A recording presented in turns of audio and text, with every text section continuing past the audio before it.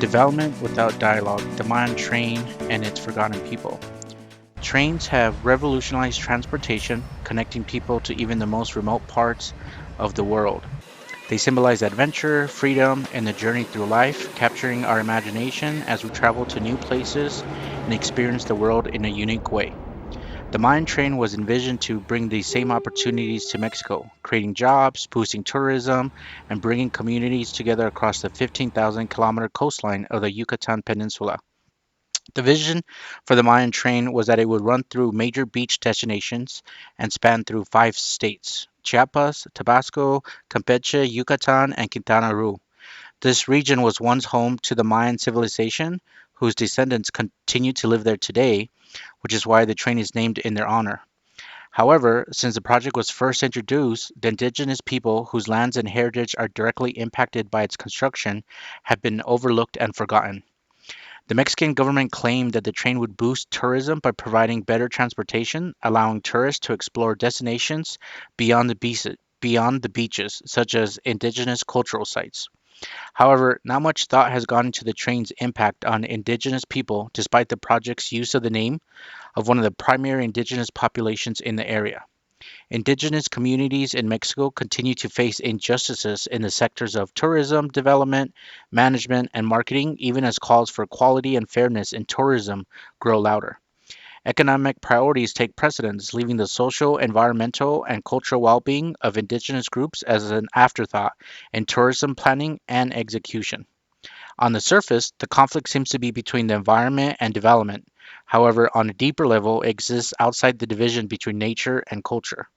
In fact, the Mexican media has either overlooked indigenous peoples as key stakeholders impacted by the project, instead depicting them as either victims or obstacles to modernization.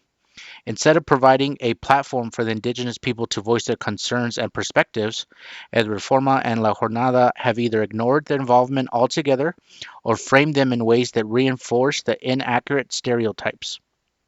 Indigenous people are portrayed as helpless victims of development or barriers to progress and modernization.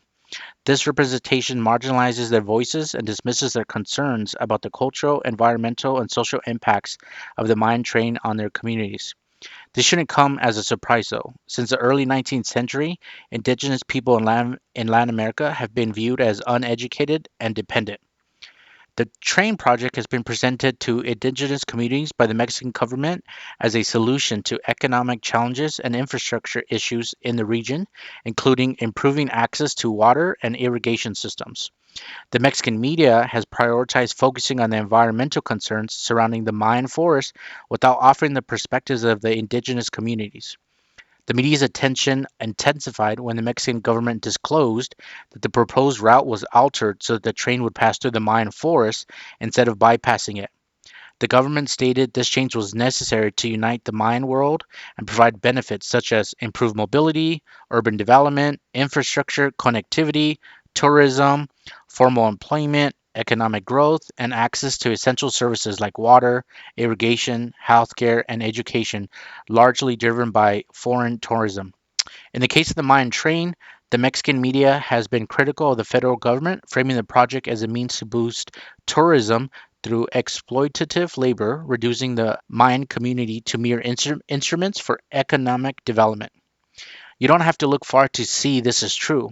The fact that it's being called the Mayan train is proof that the word Maya has become a symbol of economic value and a commodity marketed specifically in southern Mexico.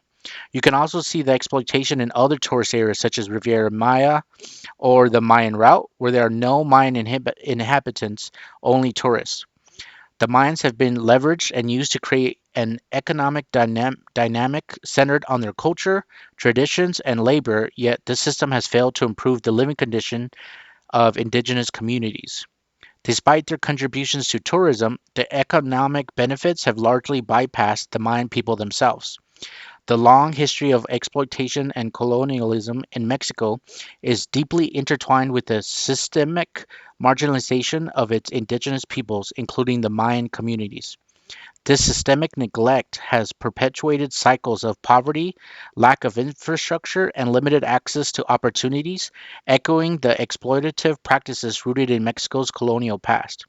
It is also important to note that both the Mexican government and the Mexican media group the indigenous population collectively into one group known as the others. They do this because grouping people together allows for easy homogenization, fostering the impression that they are all the same or indistinguishable from one another. Othering is done even if the groups of people treated in this way don't see themselves as belonging to the same group. The reality is that these groups are distinctly diverse, even though they live in the same Mayan forest and constitute 70% of the population residing in southwest Mexico.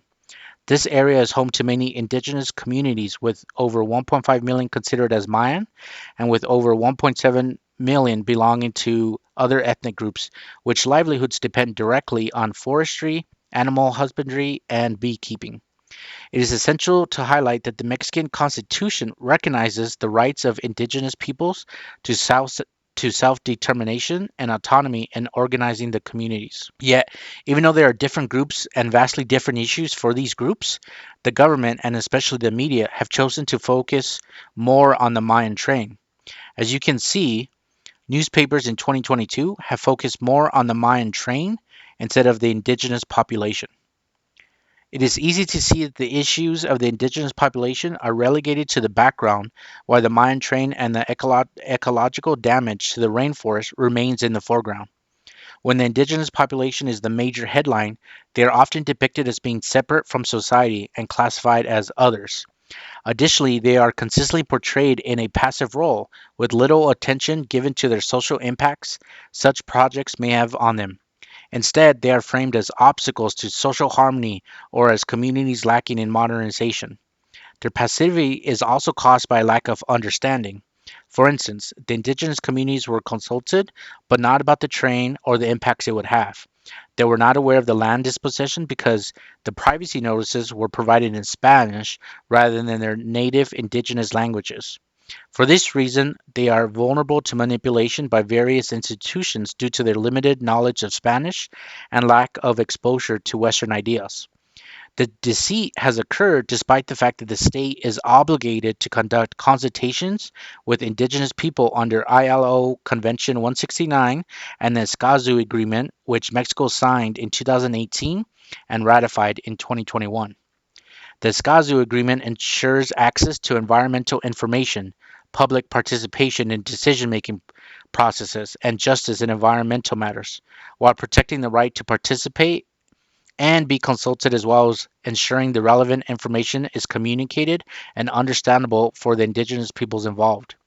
Compliance requires creating conditions for informed, voluntary decision-making without coercion, fraud, or misinformation.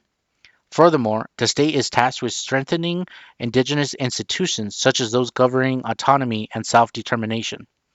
The exploitation and neglect of Mexico's indigenous population, particularly regarding their land and resources, is deeply rooted in the colonial past. During this colonial period, indigenous communities were stripped of their lands, autonomy, and resources, and their labor was exploited to build wealth for colonial powers. This historical pattern established the foundation for systemic inequality that persists to this day. The indigenous population has been subjected to this type of exploitation for decades, and historically, environmentalists didn't step in to help them. Nothing illustrates the shift in focus away from indigenous groups than the following statements by representatives of the Mexico government. We are going to continue promoting the development of the South. The South also exists and benefit of Mexico's southeast. The southeast is the most deforested region in the country. As you can see, there is no mention of the indigenous population in those statements. It is also worth mentioning that the government and the media have no problem mentioning the indigenous people if they are engaged in acts of violence, illegal activities, or criminal behavior.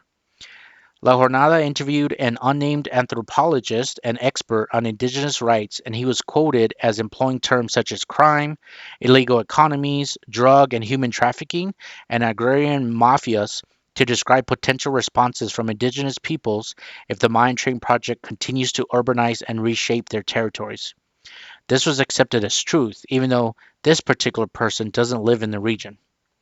The question then becomes, which is worse, being ignored or portrayed with harmful stereotypes?